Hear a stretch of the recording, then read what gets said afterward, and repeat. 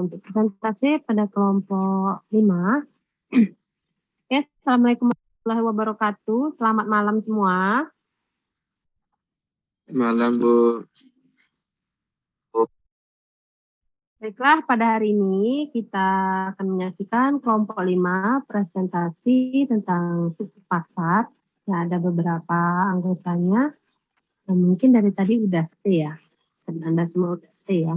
Sebelumnya Ibu juga minta maaf atas kendala yang Ibu yang ada ya. Karena ini Zoom-nya ini memang ada agak error. Ibu dari tadi siang masuknya, jadi masuk kelas ya. Dan Ibu emang lupa ya, maaf ya sebelumnya Ibu lupa untuk jam 7.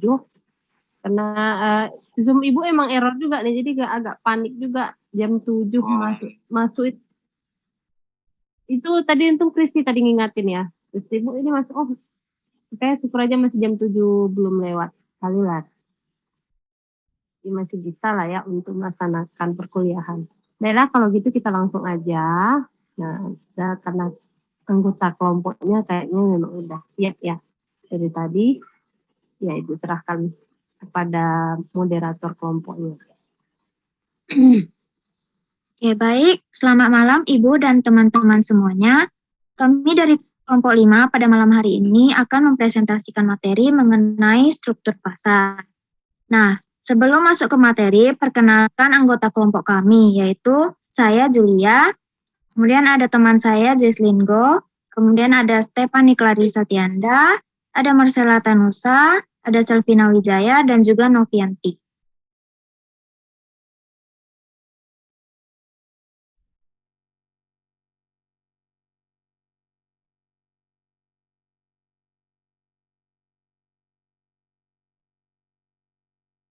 Oke, baik, kita akan masuk pada materinya ya. Yang pertama itu konsep pasar. Nah, yang perlu kita ketahui, pasar itu merupakan proses bertemunya penjual dan pembeli, baik itu secara langsung maupun tidak langsung, untuk bertransaksi, baik itu barang atau jasa, dan menetapkan harga yang disepakati.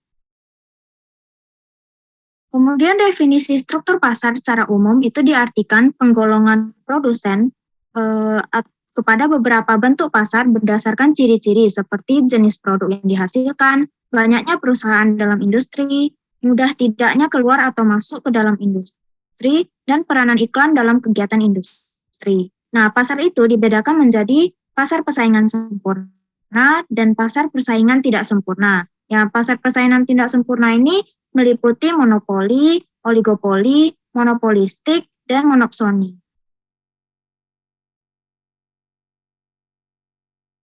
Nah, selanjutnya ada ciri-ciri pasar.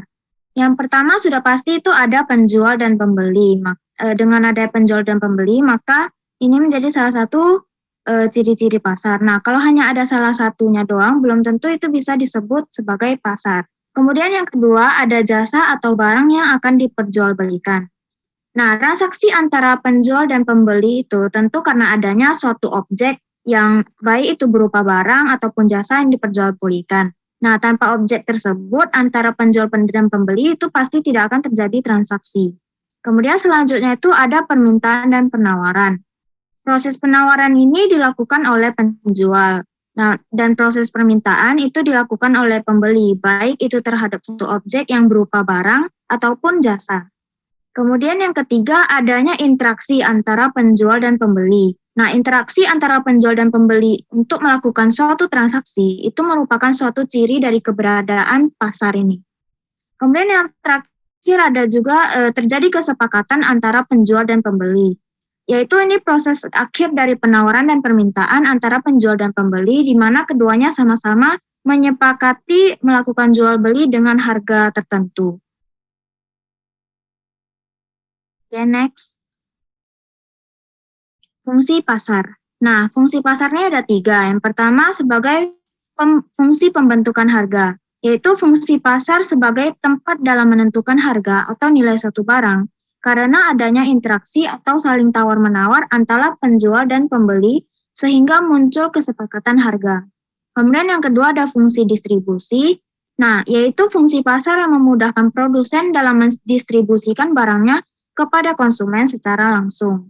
Nah, kemudian yang ketiga ada fungsi promosi juga, yaitu pasar merupakan tempat yang paling cocok bagi para produsen untuk memperkenalkan barang atau jasa secara langsung kepada konsumennya. Next. Oke, baik. Materi selanjutnya akan dijelaskan oleh teman saya, itu Marcella Tanaka. Baik, saya akan menjelaskan mengenai jenis-jenis pasar. Jenis pasar dibedakan menjadi 4. Yang pertama, pasar berdasarkan wujudnya. Terdiri dari pasar nyata. Pasar nyata adalah pasar di mana penjual dan pembeli bertemu dan barang-barang yang diperjual dapat dibeli. Di pasar ini, pembeli dan penjual bertemu langsung transaksi.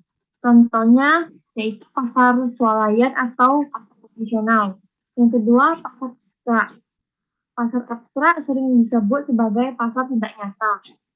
Di pasar ini, pedagang tidak menawarkan barang-barang yang dijual dan tidak membeli secara langsung, tetapi hanya dengan menggunakan surat dagangannya saja.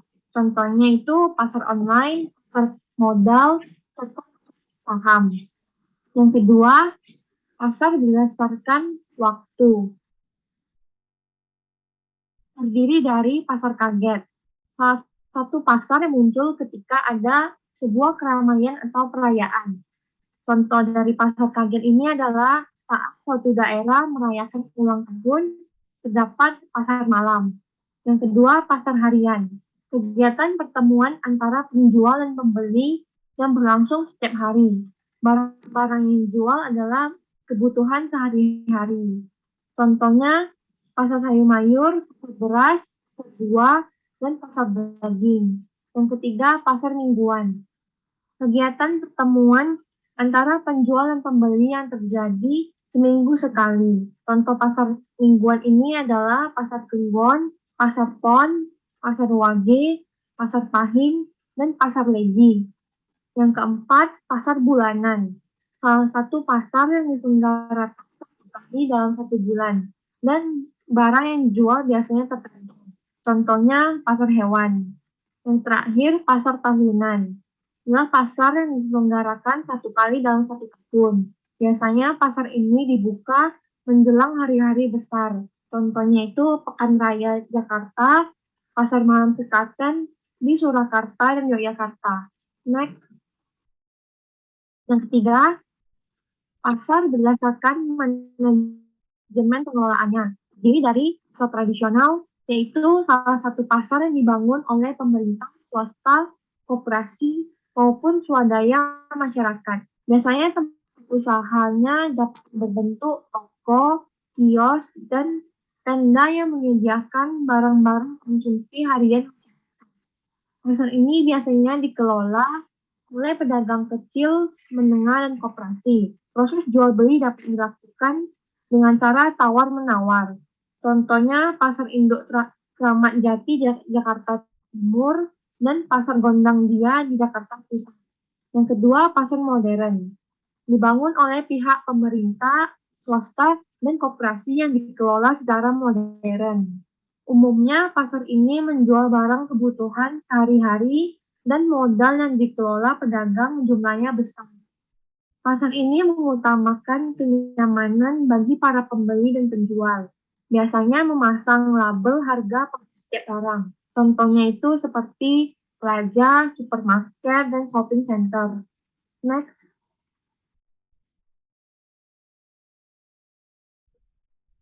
Yang terakhir, pasar berdasarkan strukturnya, terdiri dari pasar persaingan sempurna.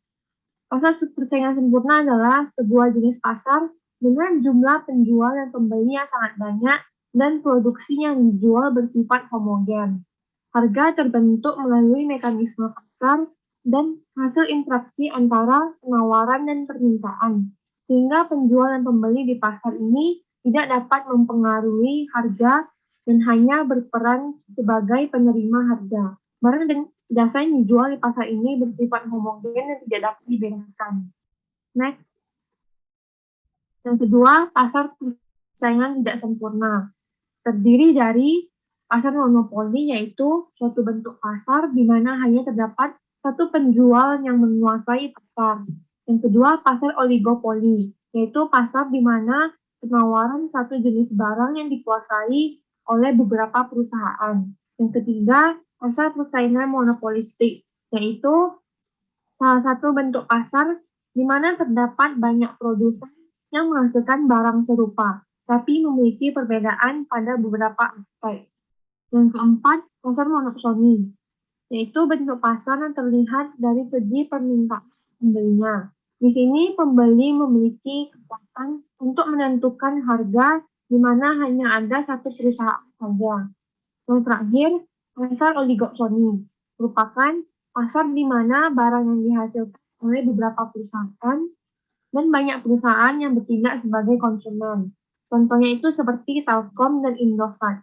Oke, selanjutnya akan dijelaskan oleh Tani.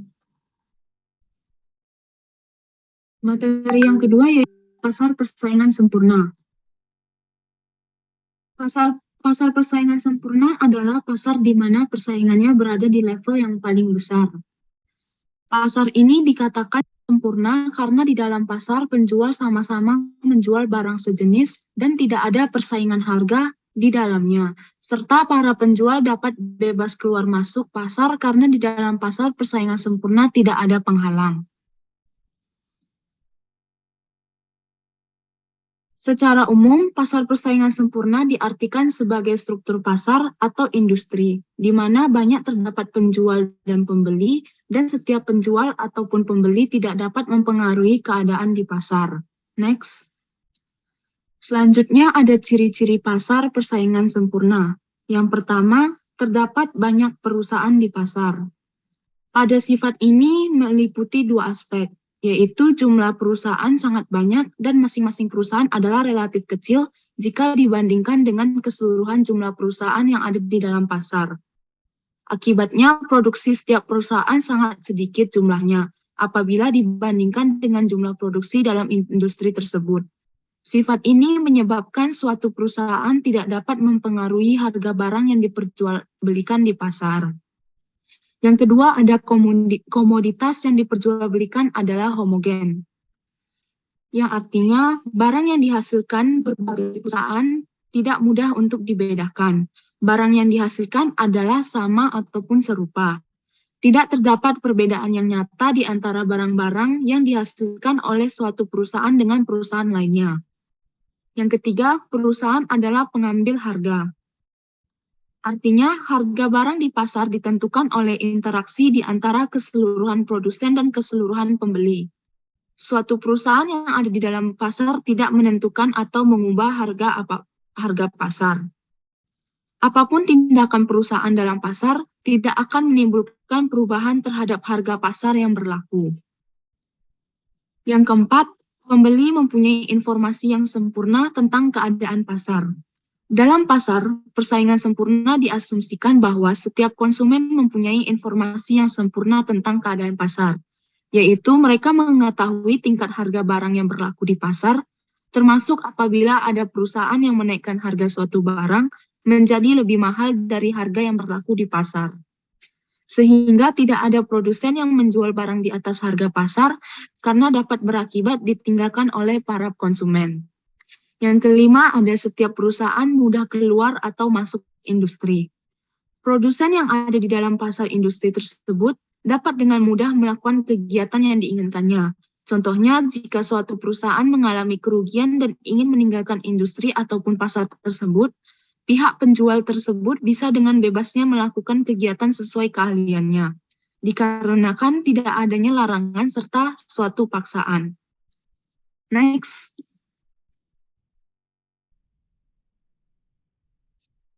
Keunggulan pasar persaingan sempurna. Yang pertama, tepat guna produktif serta tepat guna alokatif terdapat dalam pasar ini. Tepat guna atau efisiensi pihak pengusaha menggerakkan sumber-sumber daya. Tepat guna produktif, di pasar ini keefisiensiannya atau tepat guna produksi jangka panjangnya akan selalu didapatkan. Di sini akan mendapatkan keuntungan normal yang akan didapatkan jika pembiayaan produksi yang dikeluarkan adalah yang paling kecil jumlahnya. Yang kedua, tepat guna alokatif. Dalam pasar persaingan sempurna, harga setiap komoditas atau barang sama dengan biaya marginal untuk memproduksi komoditas atau barang. Keunggulan yang kedua yaitu kebebasan melakukan tindakan dan memilih. Para pembeli bisa bertindak sesukanya dalam pemilihan segala sesuatu.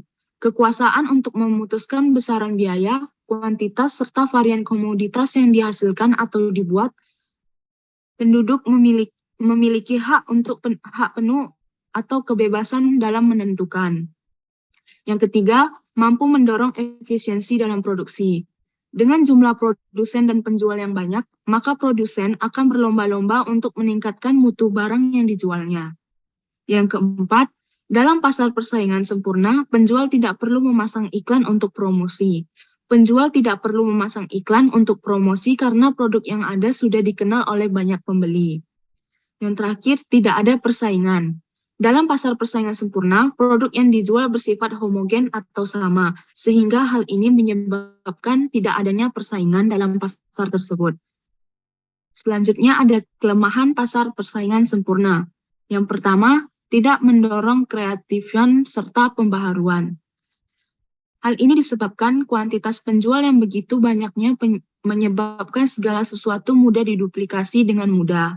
Sehingga pihak perusahaan pesimis untuk membuat pembaharuan atau inovasi peralatan-peralatan penunjang, yang mengakibatkan kurangnya keterampilan dalam kekreatifan.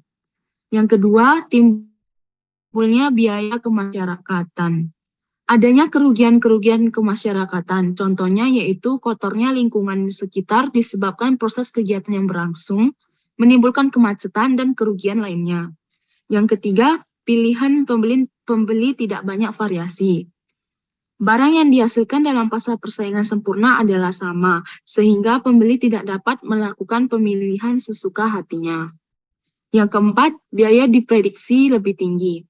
Biaya yang diperlukan dalam pasar persaingan sempurna ini kemungkinan lebih tinggi dikarenakan proses coba-coba. Perusahaan-perusahaan pada jenis pasar lainnya kemungkinan dapat mengurangi biaya produksi sebagai efek kemajuan peralatan penunjang serta kemajuan kekreatifan. Yang terakhir, penyaluran pendapatan tidak merata. Keuntungan atau profit yang didapatkan oleh penjual adalah kecil, bahkan bisa sangat kecil sekali.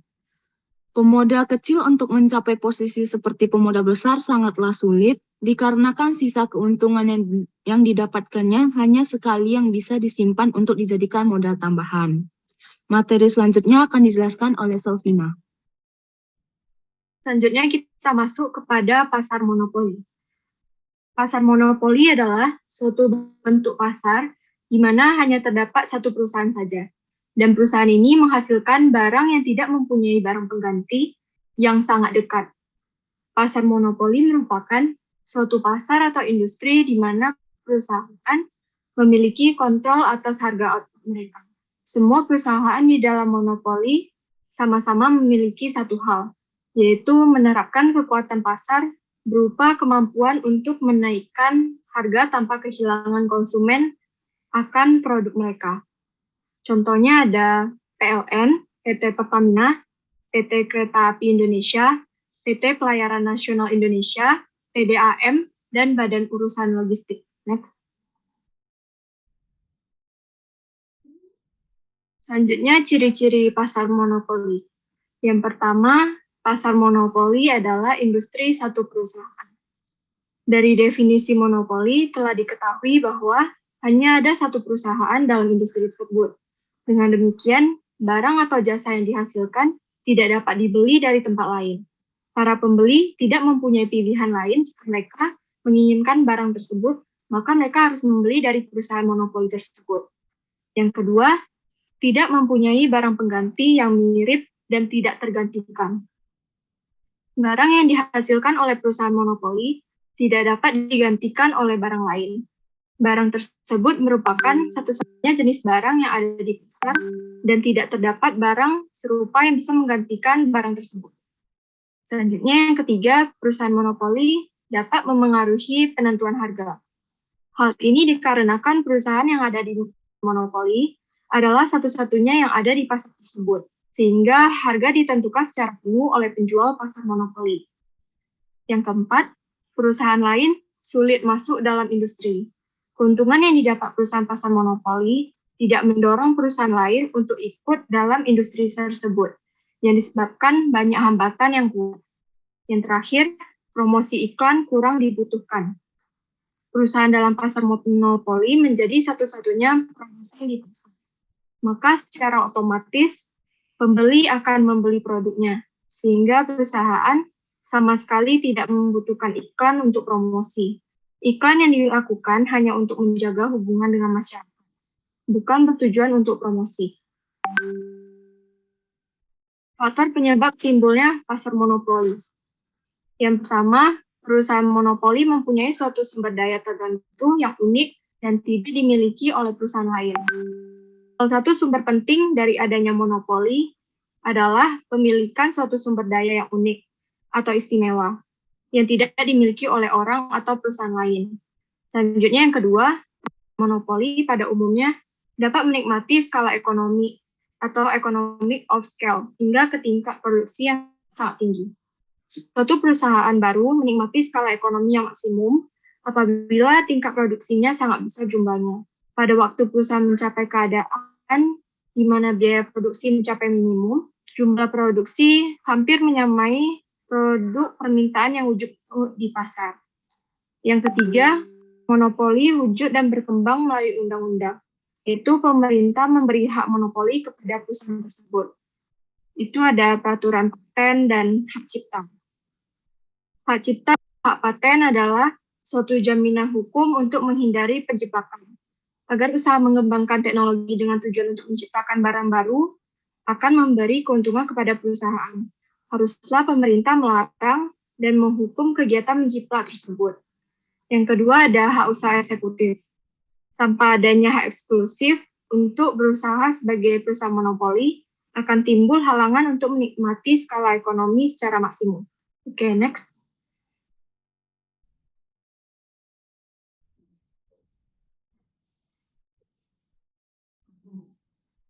Selanjutnya, kelebihan pasar monopoli.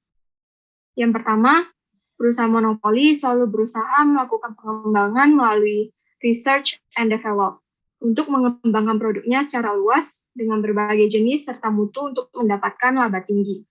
Yang kedua, perusahaan monopoli menumbuhkan efisiensi untuk dapat bersaing dengan perusahaan lainnya pada produk sejenis. Yang ketiga, kekuasaan perusahaan monopoli dikontrol dan diawasi negara. Yang keempat, pasar persaingan monopoli dapat menghasilkan inovasi baru yang dilindungi Undang-Undang Hak Cipta dan Hak Paten dari berbagai perlombaan untuk penemuan baru. Dan yang terakhir, para pesaing monopoli akan menumbuhkan kemajuan pesat dalam teknologi. Next.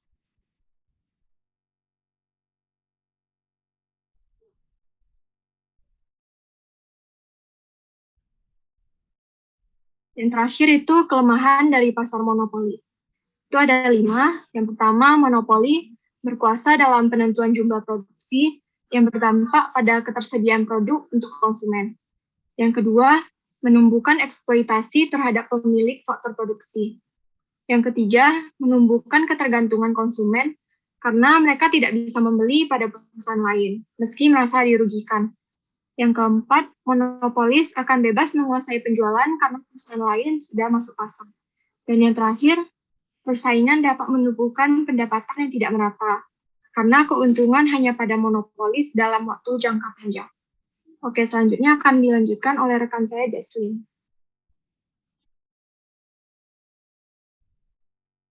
Yang keempat adalah pasar oligopoli.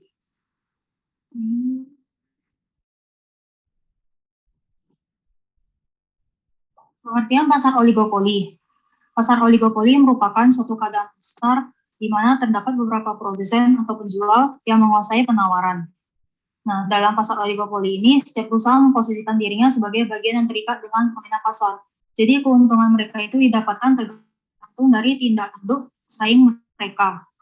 Kemudian, contoh pasar oligopoli ini adalah industri semen, industri rokok, jasa penerbangan, industri kendaraan bermotor, dan masih banyak lagi.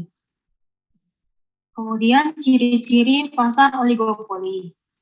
Yang pertama, ada 2 perusahaan atau lebih. Oligopoli baru dapat diwujudkan apabila jumlah perusahaan produsen kurang dari 10%. Yang kedua, produk yang dijual umumnya bersifat homogen, yang berarti hanya memproduksi dan menjual satu produk. Contohnya itu seperti tembakau. Hal tersebut terlihat ketika ada jenis rokok yang kurang laku di pasar dan digantikan dengan produk yang sama, tapi dengan variasi yang berbeda. Yang ketiga, harga barang relatif sama.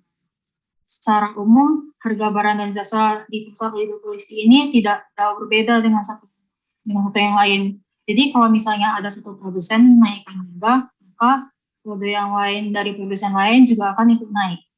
Yang keempat, membutuhkan strategi pemasarannya matang.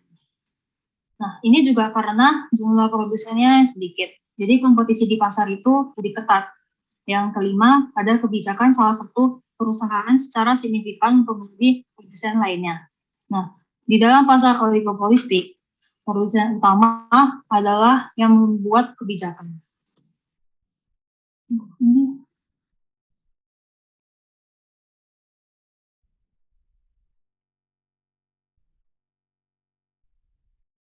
Faktor penyebab terbentuknya pasar oligopoli. Yang pertama ada efisiensi skala besar. Pada umumnya, perusahaan dalam pasar oligopoli ini didukung oleh teknologi pada modal dalam proses produksinya. Jadi dalam proses produksinya itu, produksi baru akan mencapai skala ekonomis bila jumlah produk yang dihasilkan. Yang kedua, kompleksitas manajemen. Ini dikarenakan struktur pasar oligopolistik yang berupa persaingan harga dan non-harga. Jadi perusahaan perlu mempertimbangkan dengan matang setiap keputusan. Juga perlu memiliki keterampilan manajemen bertahan dalam struktur yang kompetitif.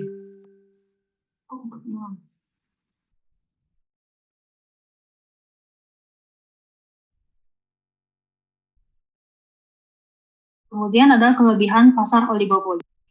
Yang pertama, memfasilitasi pengembangan dan inovasi teknologi. Nah, struktur pasar ini memberikan dorongan besar untuk pengembangan dan inovasi teknologi, karena perusahaan menghasilkan lebih banyak keuntungan dari biasanya. Yang kedua, penjual dapat mengendalikan harga. Itu karena ketika ada sedikit penjual dan konsumen mendapatkan keuntungan dari produksi. Yang ketiga, lebih memperhatikan kepuasan konsumen karena adanya di pasar oligopoli ini, kepuasan konsumen atau pembeli itu sangat berpengaruh. Karena misalnya seorang pembeli dapat membuat pembeli lain untuk ikut tidak puas pada produk kita. Jadi mereka akan beralih kepada produk perusahaan yang lain. Oleh sebab itu banyak perusahaan yang bersikap baik dalam hal pelayanannya dan memperhatikan kepuasan pembeli agar pembelinya bersikap loyal dan membeli produk perusahaan mereka dengan jenjang waktu yang lama.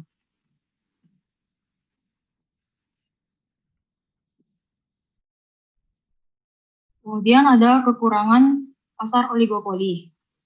Yang pertama, harga yang stabil dan terlalu tinggi bisa mendorong timbulnya inflasi. Di dalam pasar oligopoli, terkadang harga yang mahal namun memiliki kualitas yang bagus itu belum tentu banyak peminatnya. Oleh karena itu, perusahaan yang berada di dalam pasar oligopoli ini, mereka sangat jarang menaikkan harga. Jikalaupun ingin menaikkan harga, mereka hanya menaikkan sedikit dan tidak berpengaruh terhadap minat pembeli, sehingga tidak jauh untuk terjadi inflasi. Kedua, produsen baru akan kesulitan untuk masuk ke pasar. Ini dikarenakan persaingan sangat seperti persaingan harga, produsen bisa bekerja sama dan pada akhirnya merugikan konsumen. Selanjutnya akan dijelaskan oleh Novianti. Selanjutnya adalah pasar monopolistik. Struktur pasar monopolistik adalah gabungan antara struktur pasar, persaingan sempurna, dan monopoli. Pada struktur ini, perusahaan diberi keleluasan untuk masuk dan keluar dari pasar. Selain itu, barang yang dihasilkan beragam dan tidak sejenis.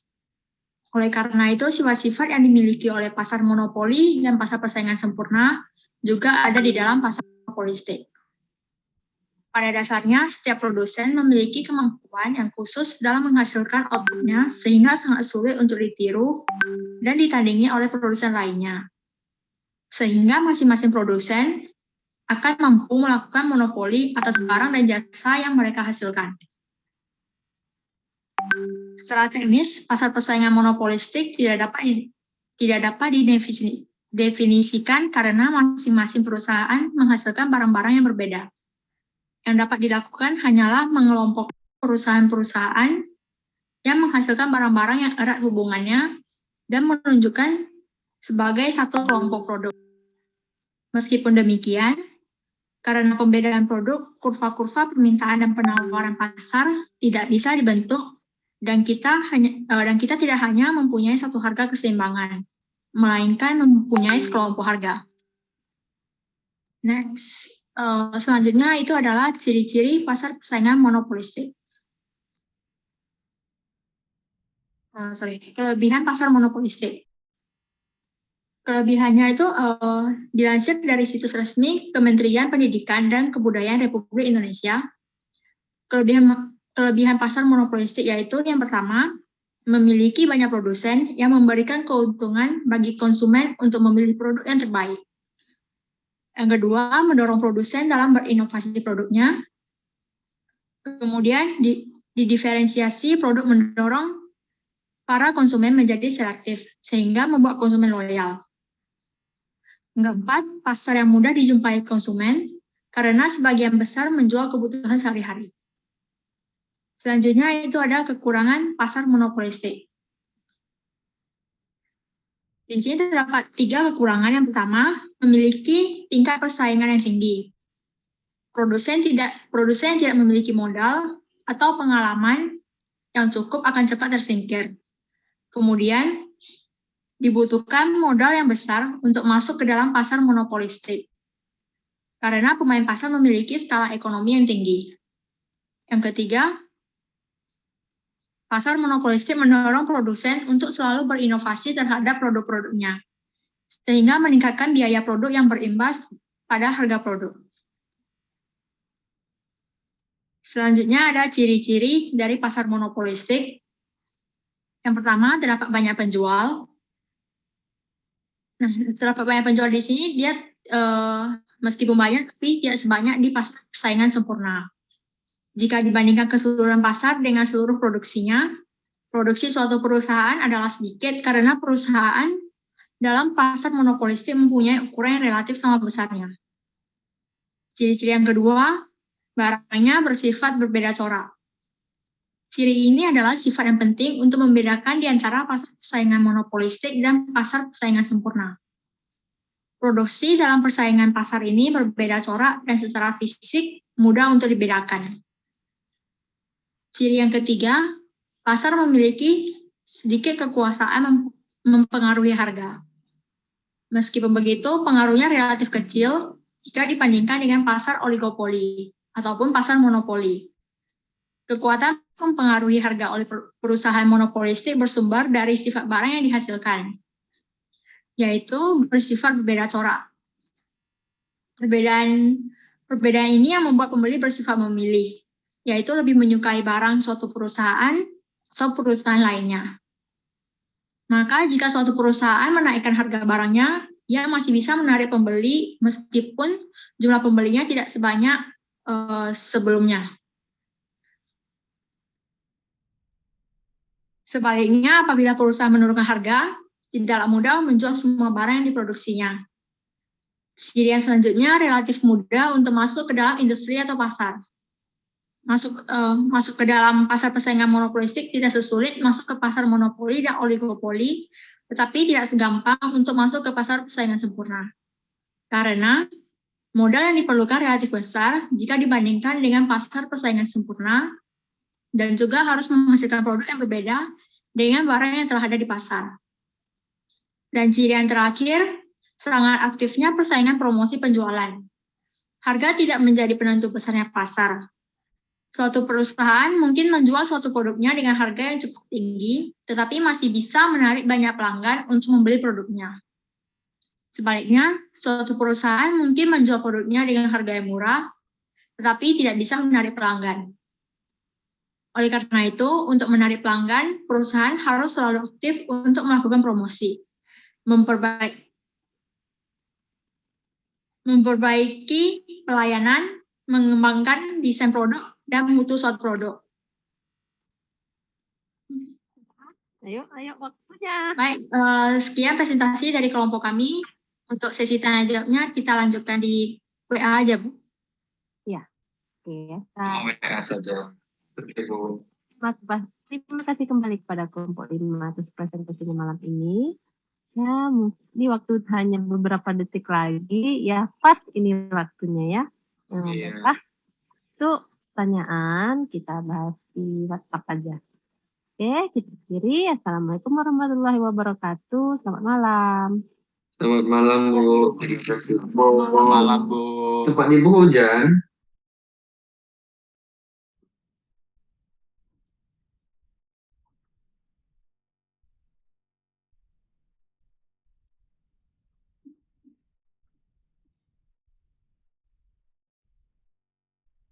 Hujan ya, Miss. Oh, gerimis. Selamat malam, Bu. Iya. Bu, langsung ditanya. Ibu izin ya, Ibu izin ini dulu ya, lift dulu ya. Oke, Bu. Tunggu, Ibu.